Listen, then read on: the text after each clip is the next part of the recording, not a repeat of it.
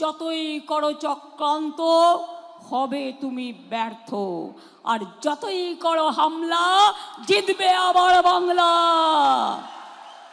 তৃণমূল জিতবে বাংলা, যুবসাথী জিতবে বাংলা, ছাত্রছাত্রীরা জিতবে বাংলা, লক্ষ্মীর ভাণ্ডার জিতবে বাংলা, কৃষক বন্ধু জিতবে বাংলা, সংখ্যালঘুরা জিতবে বাংলা, আদিবাসীরা জিতবে বাংলা, তপশিলীরা জিতবে বাংলা, সব ধর্ম বর্ণ সবাই মিলে একসাথে জিতবো বাংলা।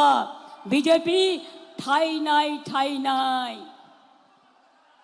বেশি চালাকি করো না, জম আছে পিছে, সামনাসামনি লড়াই করার সাহস নেই।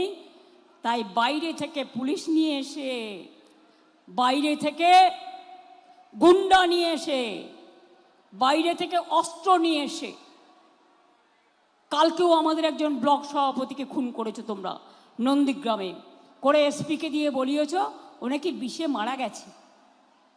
ওই এসপি তো কার লোক সেটা আমরা সবাই জানি। আমার বাড়ির সামনেও কালকে হামলা করেছে। আমি এসব কিছু মাইন্ড করি না। ওদের কাছ থেকে সৌজন্য পাওয়াটাই ভুল। ওরা যে অসভ্যতামি করবে এটাই ওদের সংস্কৃতি।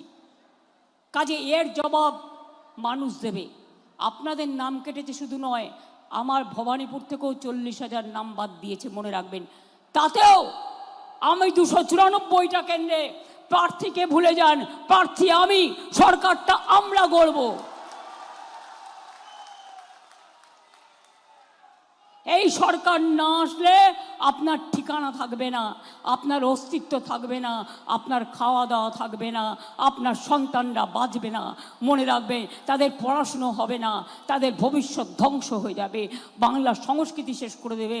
মাছ বন্ধ, মাংস বন্ধ, ডিম বন্ধ, ভাষা বন্ধ, উৎসব বন্ধ।